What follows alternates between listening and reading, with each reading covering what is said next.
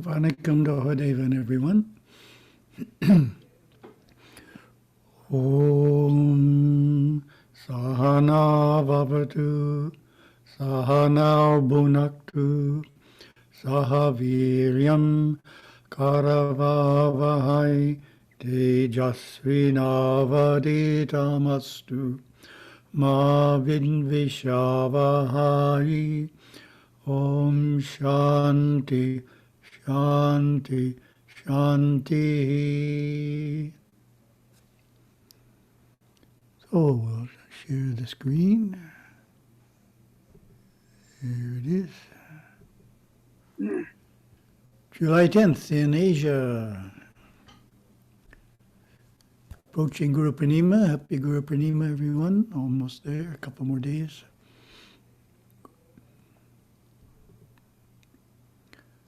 So we're continuing from the last Zoom satsang, which included the topic of contentment. So we have a question. Could you please say more about contentment and how it is achieved? So we'll start with the simple stuff, the definition from the character building workbook. It's actually an excellent definition. Contentment means being satisfied with the circumstances of one's life, relationships, and possessions. So that covers it. It's about your attitude toward the external part of your life, your circumstances, your relationships, and your possessions, and being satisfied or dissatisfied with them. I practice it by not wanting more or wishing my life was different. Its opposite is dissatisfaction. Dictionary.com includes in the definition of contentment that it means satisfaction. And in the definition of discontentment, dissatisfaction. Take a look. English Sanskrit, contentment, santosha. We all know that one. University of Madras Tamil Lexicon defines santosham as 1. Pleasure, delight. 2. Satisfaction. There's the word that's repeated again. Gratification, and the synonym for that is tirupti. So what do? We look up tirupti, and we have satisfaction again. So what's the point? All four sources clearly agree that contentment is synonymous with satisfaction. Discontentment means dissatisfaction. So that's a very simple way to translate it, in case you're not sure what contentment means. Am I dissatisfied with this arrangement? Dissatisfied with my employment, or am I satisfied with it? So satisfaction is santosha. Gurudeva talked about how contentment applies to different aspects of our life. Maintaining joy and serenity in life means being content with your surroundings, be they meager or lavish. Be content with your money, be it a small amount or a large amount. Be content with your health. Bear up under ailments and be thankful that they are not worse than they are. Protect your health if it is good. It is a valuable treasure. Be content with your friends. Basically, contentment, santosha, is freedom from desire gained by redirecting the forces of desire and making a beautiful life within what one already has in life. Making a beautiful life within what one already has in life. Beautifully said. And we'll come back to that idea of redirecting the forces of desire. And we'll continue with the workbook here. 3 examples. Comparing the actions of one who is content to one who is dissatisfied. First situation, associating with a loved one, you, contentment. Enjoy the way they relate to you and are glad they are part of your life. Dissatisfaction. Perpetually complain that they are not affectionate enough. Trying to change other people is kind of hard to do. Second situation, reflecting on the life of wealthier people, you. Contentment. Reaffirm that spiritual progress is more important than wealth. Dissatisfaction. Feel unfulfilled and frustrated. Third situation, when record snow falls in your town, you. Contentment. Revel in the wintry beauty and help children build a snowman. Dissatisfaction. Moan and groan each day until spring arrives. Because you can't go outside really when it's that cold. Beautiful summary of contentment by Gurudeva. Contentment is working within your means with what is available to you, living within your income, being grateful for what you have, and not unhappy over what you lack. Oh, the key point. You like my key? It's kind of really ornate. Key point is if we are dissatisfied with current conditions, such as a low income, and manage to increase it 20%, we will soon become dissatisfied with the new income level. Why? Because that is the nature of desire. So we're dissatisfied with something, we change it to what we want, and guess what happens? We become dissatisfied with the new norm. So it's kind of impossible to achieve satisfaction in the external world. It's the nature of the mind. If it chooses to be dissatisfied with the current condition, it's going to be dissatisfied with the future condition. That's the nature of desire. Tirukkural, eradication of desire, verse 370. It is the nature of desire never to be fulfilled, but he who utterly gives it up is eternally fulfilled at that very moment. So that's the kind of desire that we're talking about. Just wanting more money or a bigger house or this or that. It's not fulfilling for very long. So Gurudeva's comment on desire, basically contentment, santosha, is freedom from desire gained by redirecting the forces of desire, making a beautiful life within what one already has in life. The rich seeking riches are not content. The famous seeking more fame are not content. The learned seeking more knowledge are not content. So, being content with what you have does not mean you cannot discriminate and seek to progress in life. It doesn't mean you should not use your willpower and fulfill your plans. It does mean you should not become upset while you are in striving toward your goals, frustrated or unhappy if you do not get what you want. The best striving is to keep pushing along the natural unfoldment of positive trends and events in your life, your family life, and your business. So sometimes we try and push ahead too fast, and therefore we get dissatisfied. An example, a young man is passed over at work for a promotion that he thought was a certainty. His first reaction is to feel discouraged and sad, but after a few days he pulls himself out of his mood by the decision to accept his current employment circumstances and be happy within them, but also to continue to strive for the desired promotion. So we want to continue to strive to advance in various aspects of our life, but we don't want to be dissatisfied with what we have or dissatisfied that what we wanted didn't manifest. Another approach is that we can look at contentment, being satisfied, as a state of mind that we can claim. That is the way to look at it from the Shum perspective.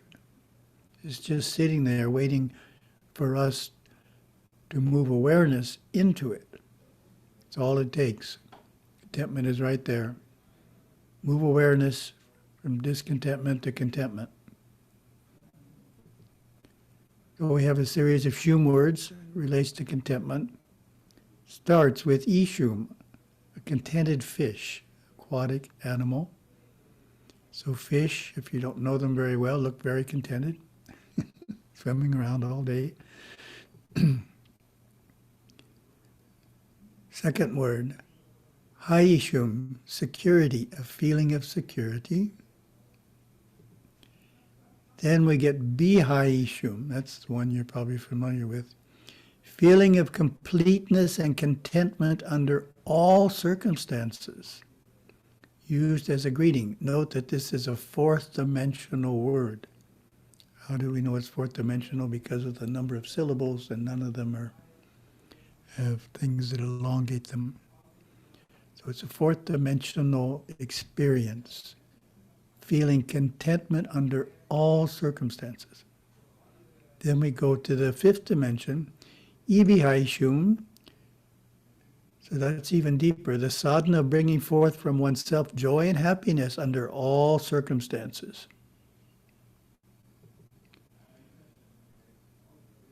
Great joy is found when this tantra is mastered. So in summary, learning to be content all the time is a two-step process. First, we need to realize that the world only offers a temporary contentment, and the permanent contentment is within us in the soul nature.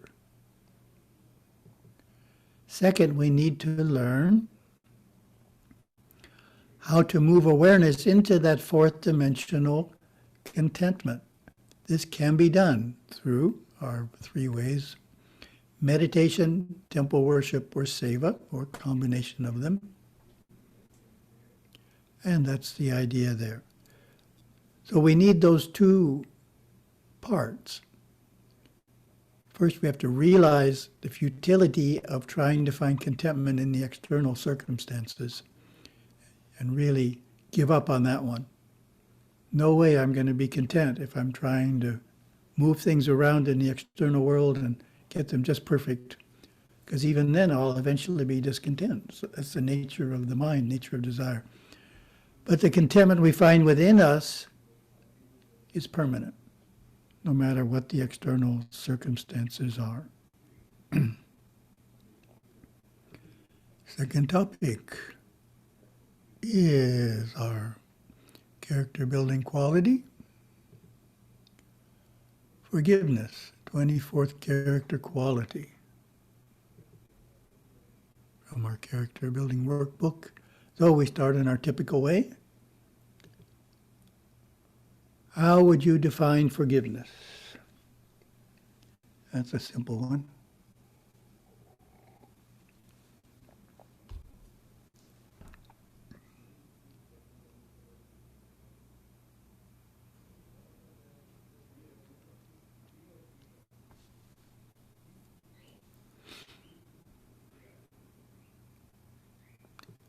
The workbook gives this definition. Forgiveness means pardoning injuries or offenses. I practice forgiveness when I pardon, accept, or overlook the offenses, mistakes, or faults of others. The opposite is mercilessness. Never forgive anything. Gurudeva, if others harm you in thought, word, or deed, do not resent it. Rather, let it awaken your compassion, kindness, and forgiveness. Use it as a mirror to view your own frailties. Then work diligently to bring your own thoughts, words, and deeds into line with Hindu Dharma.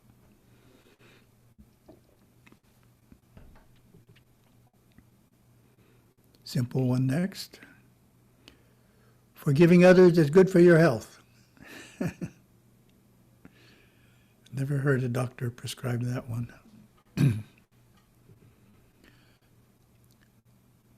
And the third quote, we must begin the healing by first forgiving ourselves, by claiming our spiritual heritage, gaining a new image of ourselves as a beautiful shining soul of radiant light.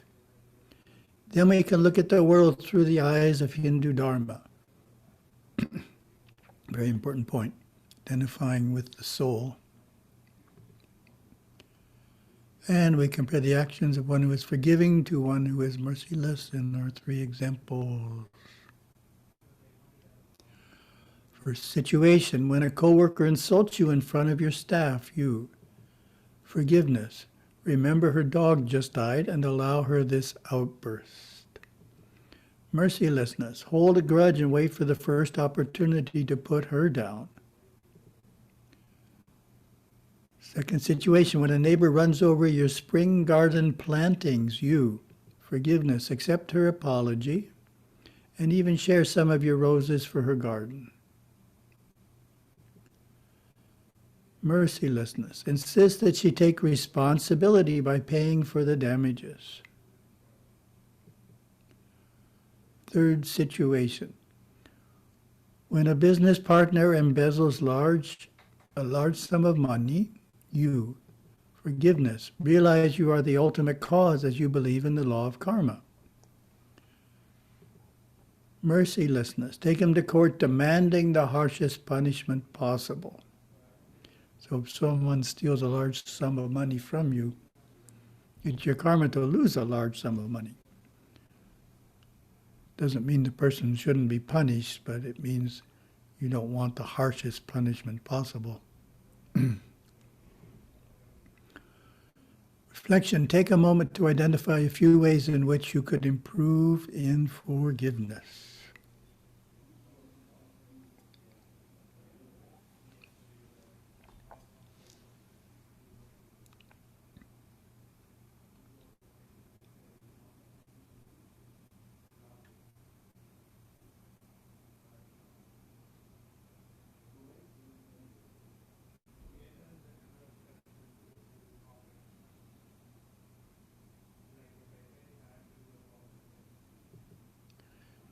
And the assignment these 2 weeks, watch for times that someone offends you and make it your first response to inwardly thank the person for being the instrument of your own karma, helping you face a force that you set in motion in the past. So that's the really deep perspective on forgiveness, is you don't have to tell the person, thank you very much. But you can feel inwardly, thank you very much for bringing this karma back to me, and because I'm not going to retaliate and I forgive you, it's gone. One karma totally gone. Third topic, Guru Purnima message I gave to be read in Mauritius at the gathering there at the spiritual park. Gathering sometime soon.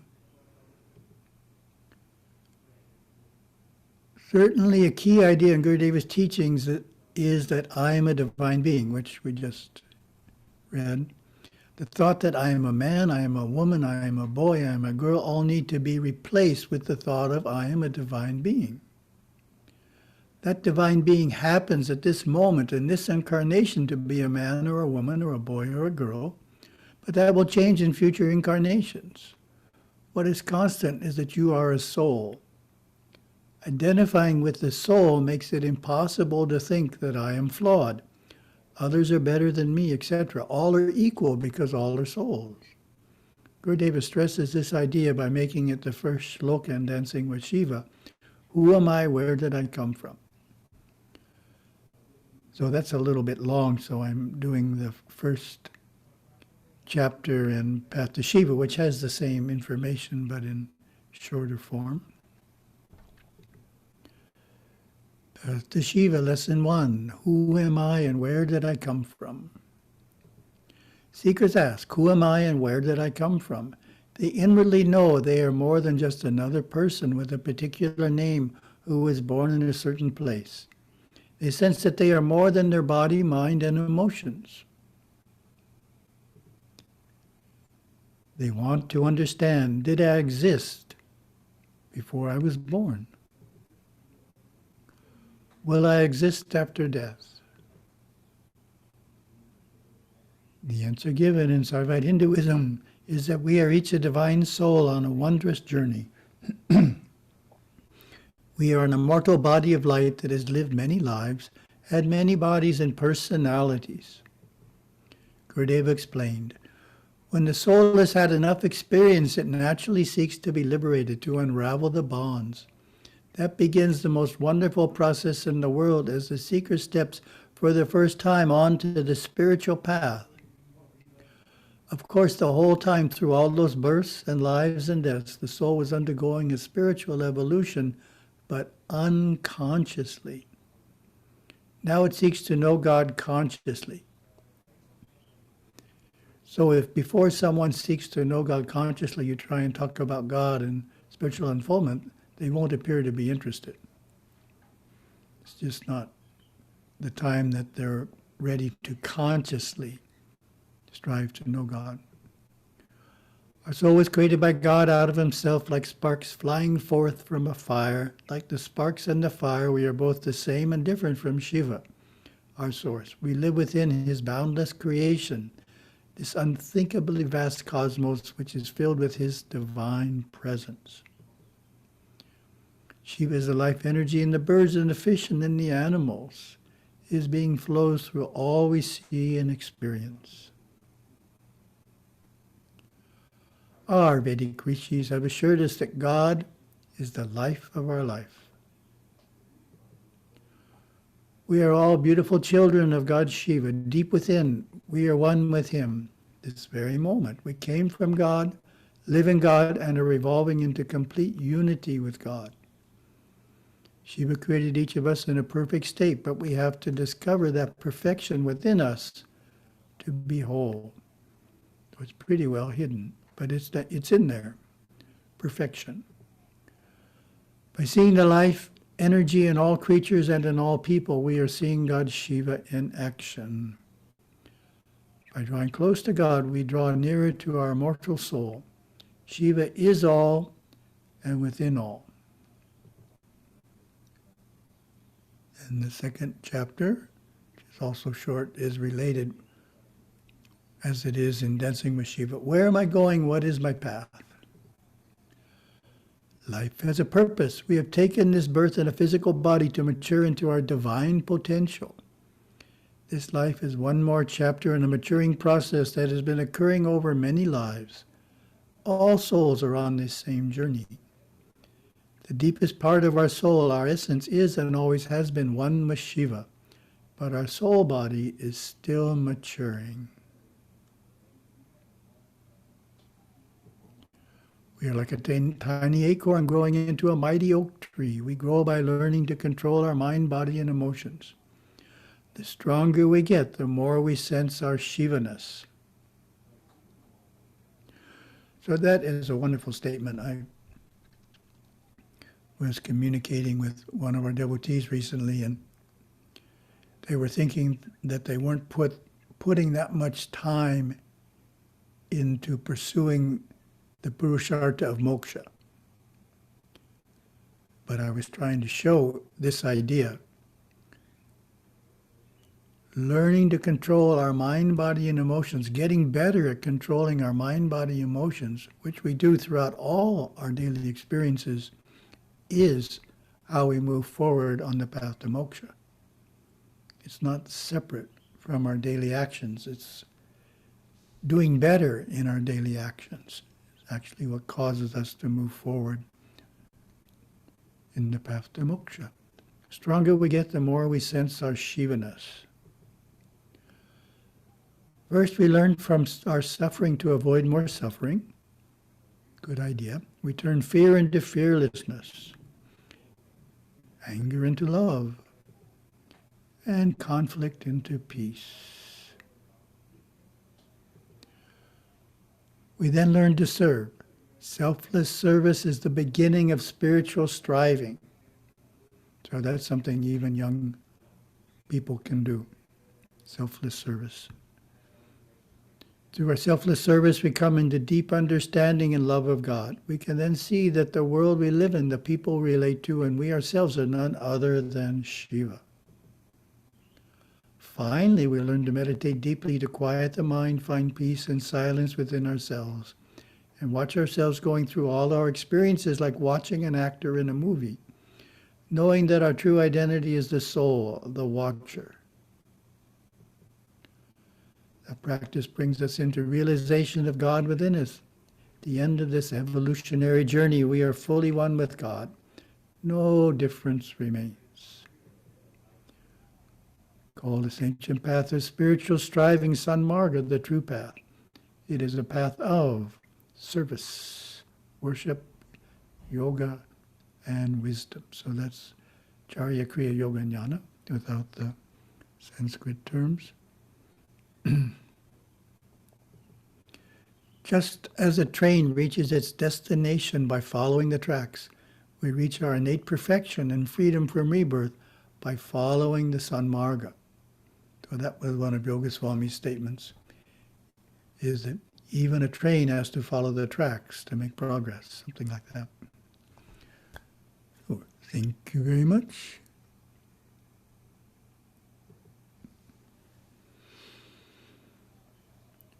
Om.